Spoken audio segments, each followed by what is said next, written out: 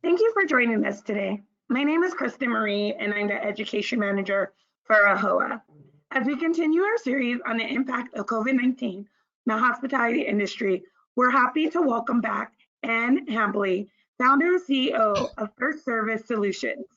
In today's webinar, Ann will discuss an update on CMBS special servicing and what is next. Before handing this over to Ann, please take notice of the following disclaimer for all those listening to this presentation. There will be a Q&A available at the end of the presentation for any questions you may have. Please type them into the question section. Take advantage of this opportunity to ask what's on your mind and don't be shy. But please note, we may not get through all questions during our time. Also, we will make today's presentation available for all within 24 hours on our COVID-19 research page. We're all excited to have you here today. So with no further delay, I welcome Ann to begin. Thank you, Kristen. I appreciate the opportunity to speak to all of you again. I gave an update on where we were with COVID a couple months ago, and as in all COVID related matters, things change right underneath us every single day. So I'm going to give you an update on where things are today, and my focus is primarily on CMBS debt. So if you have a CMBS loan, you'll really want to pay attention. If you have a bank loan, count your blessings, first of all, and second of all, know that you may have a slightly different experience. But first, let me take you on a little bit of a timeline. Remember back in March of 2020, which can you believe that next month is going to be a whole year, right? But it seemed like then, like 90-day relief was going to be perfectly sufficient. Our schools were closed, but supposed to still reopen that school year. And we were all hopeful, I think me especially, that, by this summer, COVID would be a long distant memory and we could get on with our lives. Of course, April now, if you had a CMBS loan, and maybe even if you didn't, borrowers actually for the first time, sometimes ever, had to miss their first payment. Banks were offering relief by this point. So if you had a bank loan, you probably got short-term relief. If you had CMBS debt, you didn't get relief yet, and we're going to talk about that process. But let's go to May. So master servicers and CMBS at this point were able to grant one type of relief only, and that was a 90-day use of, you could use reserves to pay up to 90 days worth of payments, and you had to pay all those back. So basically you'd use your reserves to pay April, May, and June, and your full payments would start in July, and you had to pay all that money back in a short period of time. So that's what I have coined. I don't think the industry necessarily calls it this consistently, but what I have coined the type 1 COVID relief. So type 1 COVID relief, which many of you have probably gotten at least one or maybe two of.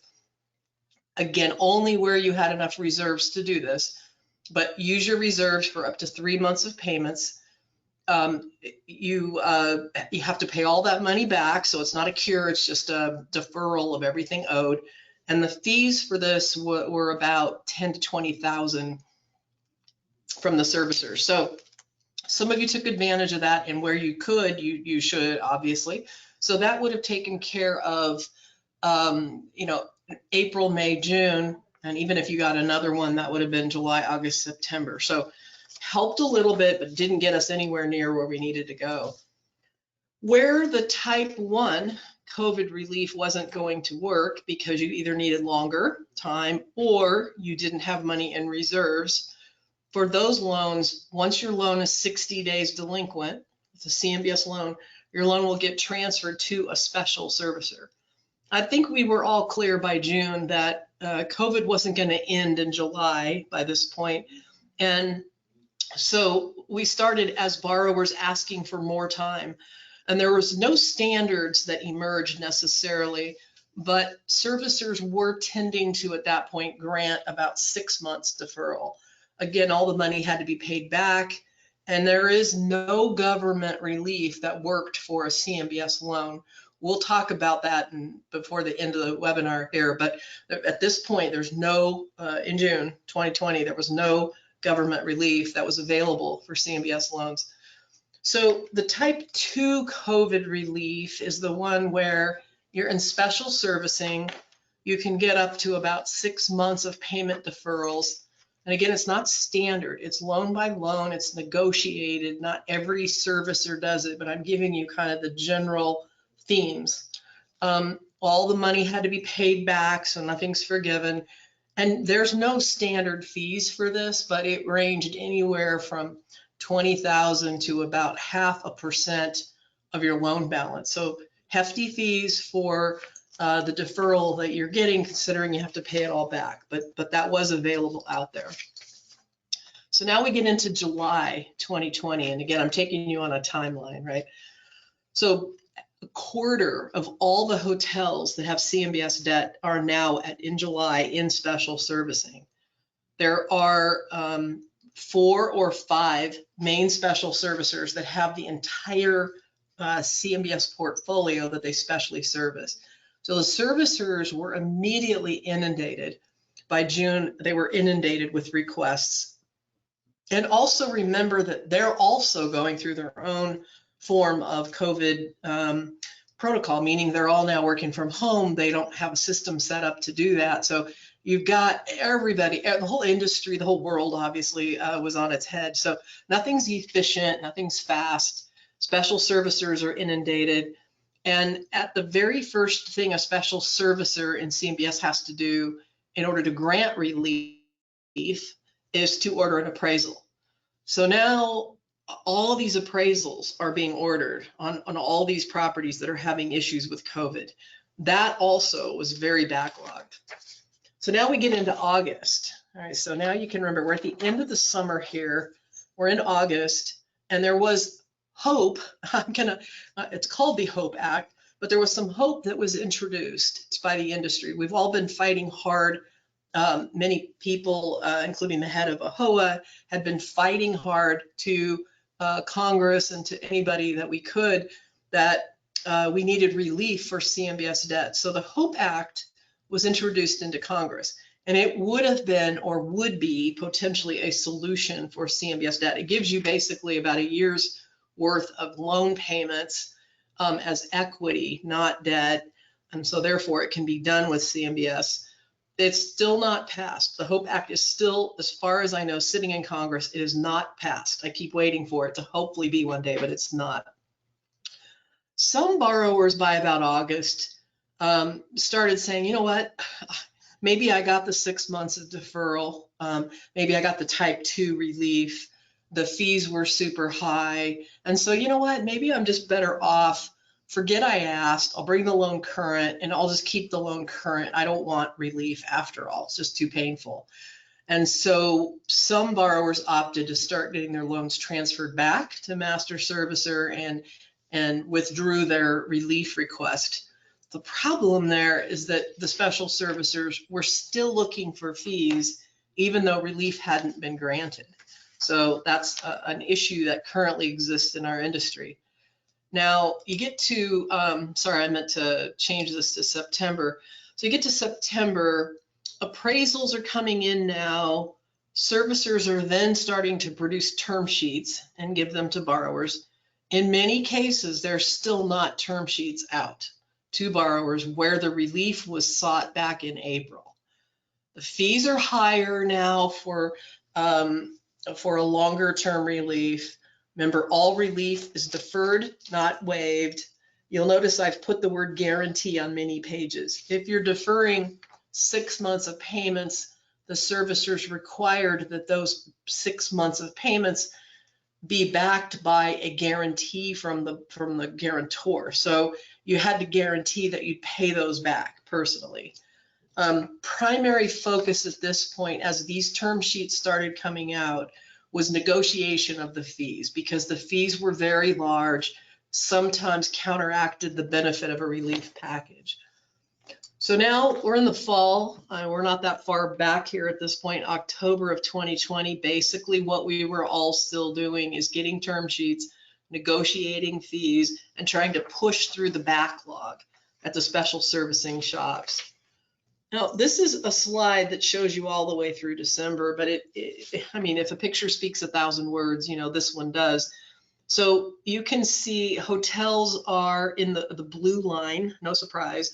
And the blue line, as you can see right about April, you know, hotel defaults, delinquency skyrocketed. Well, the only reason that line, in my opinion, well, I know this factually, the only reason that line looks a little lower today and isn't still going up is because there is some relief being granted. That makes the loan now look current and not delinquent. I don't think it will continue to go down. I think that line will go back up. But right now you can see that there's about 20% of hotels with CMBS debt that are in default. These are huge numbers. Okay, so I'm going to talk about the general relief terms that we're seeing in the industry. Deferrals you can get deferral completely of a payment for 6 to 12 months. And I should note that this is for hotels. And maybe I did note that, but I want to make sure I say it again. So you can defer 6 to 12 months. You can have maybe another year of interest only at your note rate, maybe a slightly reduced rate. So the deferral or the relief carries through year-end 2021. That's the best ones we're seeing. If you ask to go into 2022, for the most part, the servicers are saying no. We'll only go through year-end 2021. We have to look at it again then. All of the deferred amount has to be paid back in a year to 2 years. So let's say you get relief through year-end 2021, you would be paying the part that you got the relief from, you'd be paying that back over years 2022, 2023. And again, you have to guarantee the amount that's being deferred. That is the relief, the kind of relief package that's being granted, the best ones on hotel deals in CMBS today. And again, they all do have fees. Of course, the standard fee is 1% of your balance. Those sometimes can be they can be negotiated. Some can be negotiated down, but there are fees associated with this, of course. And again, the timing is that we're just getting these term sheets and this relief. It started, like I showed you in the timeline, about in September, October, November. We've gotten some in December and even still in January. There are very few relief packages that are already closed and you know, we're looking ahead. A lot of times what happens even is you get to, so let's say you got the 12-month of deferral. I just was talking to an owner earlier today, and that first full payment they were going to have to make was May of 2021, which is now, by the time this gets documented, you know, we're looking at probably May of 2021. And they already know it's not enough. I mean, the hotel is still, for all practice, in this particular one, it's a conference center.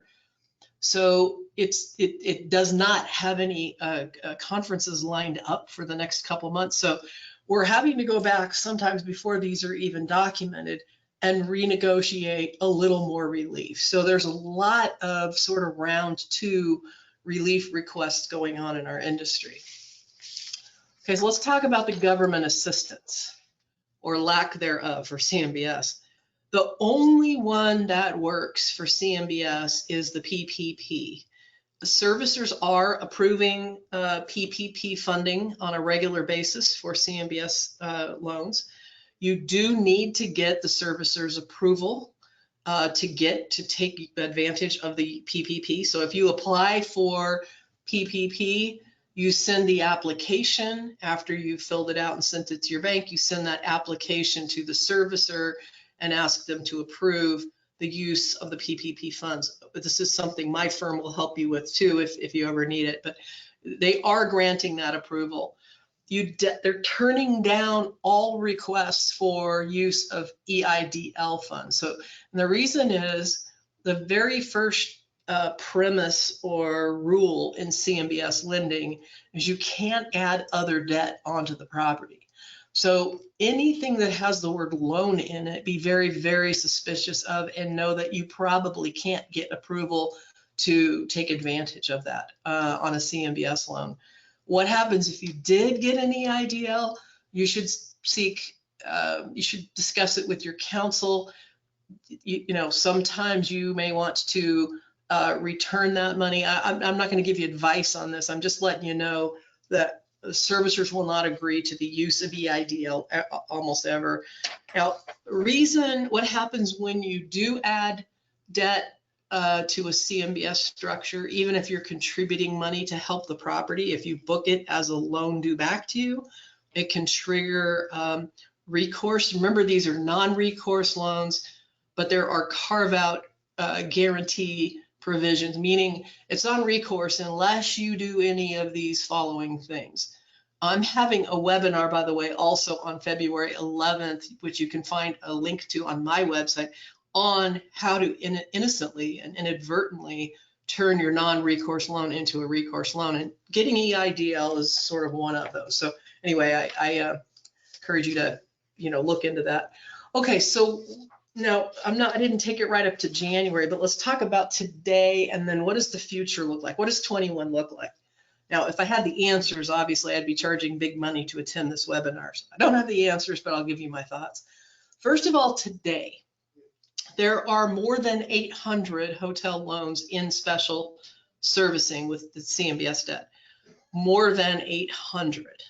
There is relief is being granted, as we talked. You saw the different types of relief. I think what you'll all quickly determine and see quickly is that the relief being granted is likely not long enough. You probably know already that your hotel won't fully recover from COVID until, pick a year, 2024. I'm just using that as an example. And yet the relief you're getting is only through 2021. Know that the whole relief strategy by a CMBS servicer is to sort of kick the can down the road. Kick it down the road, we'll revisit it in year-end 2021 if we have to. So this is not meant to be one and done, figure out what you need and get it over with. So there are lots of second round requests that are in process.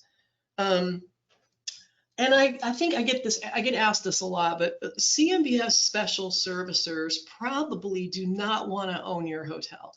It has nothing to do with your hotel, but if they started to foreclose and wanted to own, call it the 800 loans in special servicing, they would no more be equipped to do that, and they would, I'm sure, be challenged all the way through the process. So they're granting relief. They're not foreclosing on properties for the most part. They will work with you. It's painful. It's expensive. It's not free, and it will cost. You'll have to guarantee the repayment of the deferred amount, but there is relief to be had there. So what does the future look like? Well, I think all of the relief that has been granted that's short-term in nature will likely come back up. So, that delinquency chart I showed you, some of those are current today because they got 6 months or 9 months or 12 months of relief. But if they can't perform again at the end of that term, they'll be delinquent again. So I think we're going to see a lot more delinquencies. I think the delinquency volume for hotels will stay pretty high. If it goes down, it's just because we've got Band-Aids in place, and likely they'll come off and not cure the issue in short order. Will there be a lot of opportunities to buy distressed hotels in 21? I don't think so. I don't think there'll be a lot because, again, servicers are not tending to foreclose. Borrowers are tending to want to hang on to their property and ride out COVID. And, there is relief being granted. So I don't think we're going to see a whole lot of distressed purchase opportunities. And I know that's where a lot of people are focused. But we will see a lot more defaults and a lot more challenges in the hospitality industry in 2021. You guys probably know that a lot better than I do. A dear friend of mine said this and posted this page on one of their webinars that I just recently attended, and says, if you're going through hell, keep going. And that sums up the COVID relief pretty much entirely, because it does feel like hell, I'm sure, and you just have to keep going, and we'll eventually get out of it. So with that, I hate this picture, but this is the headshot that we have. My contact information is there, and with that, I will hand it back over to you, Kristen, to take questions, or let me talk about anything else you'd like to. Yeah, I have a couple of questions that came in, so we'll get right to it. Thank you, Ann. The first one says, why and when does a loan servicing for CMBS move from a master or primary server to a special server? I got my CMBS loan at the beginning of 2020, right when I purchased my hotel. I just recently looked at all my paperwork, and now I have been moved to a special servicer. Can you tell me when that happens? Yes, absolutely, and that's the time to seek help. But when your loan can be, so first of all, let me back up and say the master servicer's role in a CMBS structure is to collect your payments, manage the loan as long as everything's going fine. They are not allowed to, in a CMBS structure, grant any relief. So you could ask 100 times of your master servicer to give you some relief, and they just can't. They cannot. They're akin to a traffic cop. If I pulled over on the side of the road and asked if I could go, 55 and a 30, I'd be told no, right? Just always told no. The good news in CMBS is there is a party that's assigned to working deals out and granting relief if necessary, and that party's called a special servicer. So your loan has to be moved from master servicer to special servicer to entertain any kind of relief. The reason or the timing for the transfer is only one of two ways. One is upon 60 days delinquency. So I would suspect maybe 2 payments have been missed on your loan. In that case, you get transferred automatically. And the second reason is if you send a letter to the master servicer and convince them that I'm not default today, but I'm gonna be very, very soon, sometimes they'll transfer you for that reason, but it's typically when you miss 2 payments. Special servicers are not there they won't give you a menu. They won't help you understand what you can and can't do. Hopefully this webinar will help you a little bit, but you have to make a proposal to them and work through that process. So that's why loans get transferred. All right, thank you. Our next question says, do you think the federal government will do further relief for CMBS holders? Well, the only relief out there, to my knowledge, and I'm pretty sure I would have known if there is, but the only relief out there that can work for CMBS is the HOPE Act. And that HOPE Act is what we're all hanging our hat on and hoping, sorry for the pun, but we're all hoping that gets approved. Because again, that will give an owner basically a year's worth of payments, a year's worth of money to manage and run their hotel. So that is in Congress. It is not passed yet, and every time I hear of a new relief package that the president rolls out, I look to see if it's in it. But be on the lookout for the HOPE Act, HOPE. All right. That's the only, yeah. Our next question says, are they granting waivers from cash management trigger prior to COVID, January Yes. 2020, knowing cure would not happen anytime soon? Yes, sorry, I didn't let you finish the question. Quick answer is yes. I did not go to that level of detail in my relief packages, but yes, waiver of the trigger, the debt service coverage triggers, typically what I think this person's referring to. Waiver of the trigger that would put you in cash management is definitely something that they will entertain.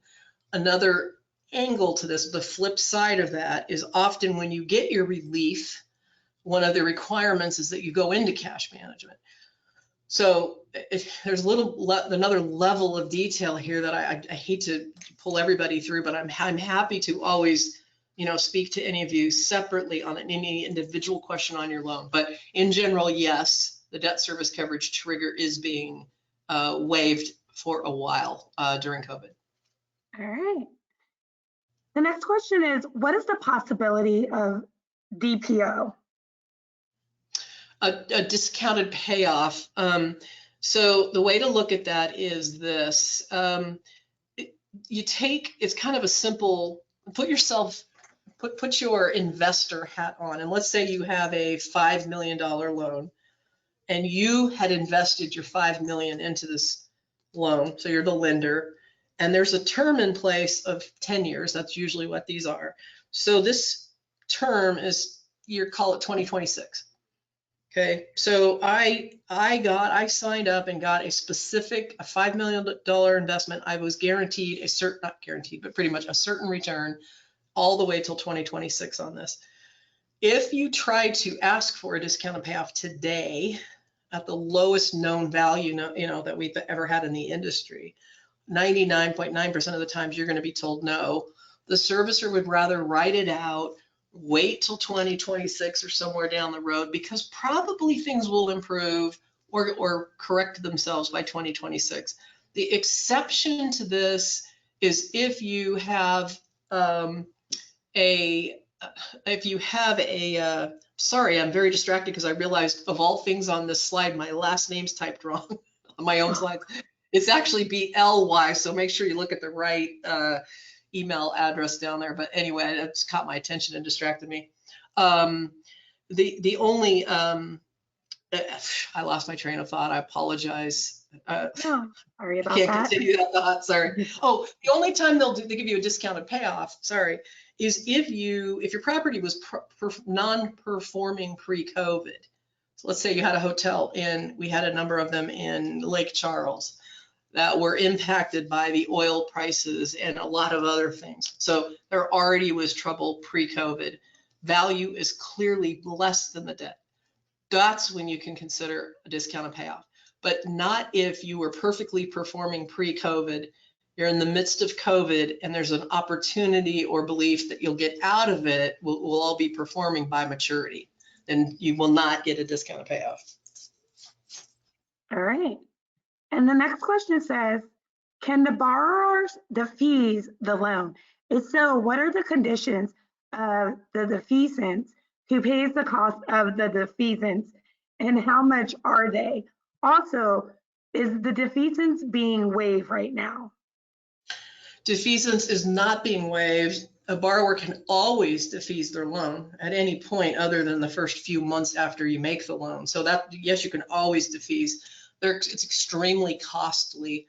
There is a defeasance calculator on I believe the website is defeasewithease.com. There's a defeasance calculator that would give you a rough idea of what your defeasance cost would be. But I can tell you that in this interest rate environment, it is absolutely probably going to be cost prohibitive. But for the same reason we don't get discounted payoffs during COVID, we're not getting waiver of defeasance. Now, again, if your property was not performing pre-COVID and you got bigger issues, possibly. But if you had a perfectly performing property pre-COVID, you're affected by COVID, don't expect a waiver of any of those things. Great. Our next question says, I got my special servicers to approve the PPP on the first draw. What about the second draw? Do you think they will also approve it? 100%. Yes, they will. And yes, you need to get the second round approved also. But yes, they're approving every one of them. It's a good benefit for them and borrowers. So yes. All right. Our next question says, will there be any restrictions on the transfer of ownership interest in the SPE and the property itself? If so, what are they? Who pays what, and what are the costs? I think I'm going to have to hear that again. A transfer of interest in SPs. Can you read it again? And I think I might need to clarify one point before I answer. Sure. Will there be any restrictions on the transfer of ownership interest in the SPE and the property itself? If so, what are they? Who pays what, and what are the costs? Okay, so let's go back to, are there restrictions on? Yes. and those will all be in your loan document. So you cannot transfer. One of the biggest the ways to make your loan convert it from non-recourse to recourse is to change ownership interest without servicer approval. So read your loan documents, but you cannot change ownership in the borrower or the SPE at all. You have to get servicer approval, obviously. The cost of that is generally in your loan docs, and it's probably a one point fee. It's treated like an assumption. It's a complete change of ownership. Who pays it? I think that's negotiated between you and the new capital source or the buyer or whatever the structure will be. But hopefully that answered the question. All right. We have 2 more questions, and here's the next one. If my asset value is less than the loan, will the servicer allow a buyer to assume the loan with no equity? That's a great question, and that is a common something. I don't know about a common, but that is something we're seeing. And I think the answer is yes, potentially, and it depends. And I know that's a very bad answer, but it really does depend on a lot of factors. I would again be happy to have a free consultation call with anybody, whoever's asking this question, to talk about that specifically based on your loan, your pool, your special servicer, circumstances, etc. So it's possible. And I am very clear, I hope you guys hear, to when it's not possible. So no waiver of defeasance, no discounted payoffs, but yes, that is something that can be done. Selling your property, even in this low market environment, is a possibility, and having someone assume, yes, without a lot of extra money. All right, great. And our last question says, I am in the stages of purchasing 2 hotel properties. My bank denied me, so I'm going with the CMBS loan, and have already reached out. I'm going to be signing my paperwork next week, when my bank called today to let me know that they will give me a loan for 1 hotel, not both. Do you think it's smart for me to do my personal loan with my hotel, for one of my hotels, and do a CMBS with the other hotel? Oh, that's impossible to answer here. I guess the best way to answer it is that CMBS loans are very restrictive. If you just ask around, you'll get feedback on how the CMBS loans are post-closing. I really can't answer that question. I think I would probably, if I were a hotel owner, would take as few CMBS loans as I could, especially given how they've sort of responded. The difference between a bank loan and a CMBS loan during COVID is a classic example of the flexibility or lack thereof in those 2 product types. So I don't know. That's the best general kind of feedback I can give there. All right. And we just had one more question pop up, Anne, and it says, are they treating properties under renovation differently? Do they treat properties under renovation differently? That's a pretty broad question. I don't know how to answer that. I assume the question is maybe relative to getting relief due to COVID, and it's a CMBS loan. I can't. What they're saying is they clarified it, that their property right now is under renovation, meaning they have limited rooms open. Their hotel is not fully open because it's under construction. With the CMBS loan, would it be treated differently than hotels who are fully functioning open? Well, the weird part about the question is that typically you can't get a CMBS loan on your hotel unless it's completely built and open. Maybe what we're talking about is kind of midstream, some renovations that are upgrading the hotel or something. Yeah, I would say that would all be factored in. Will they treat them differently than loans that aren't? Yeah, probably. But I can't say how, because it would all depend on, the circumstances, but all that would be factored in for sure. all right, great. So that same person says, thank you, and they'll call you about it.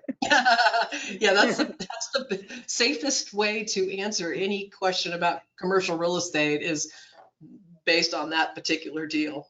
Thanks. Yeah.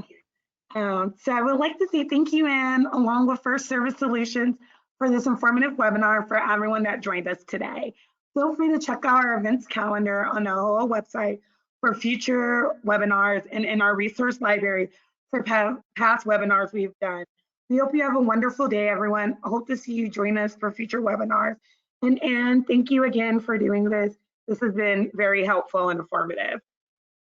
My pleasure. Thank you for asking me to do it. No problem. Bye-bye. Bye-bye.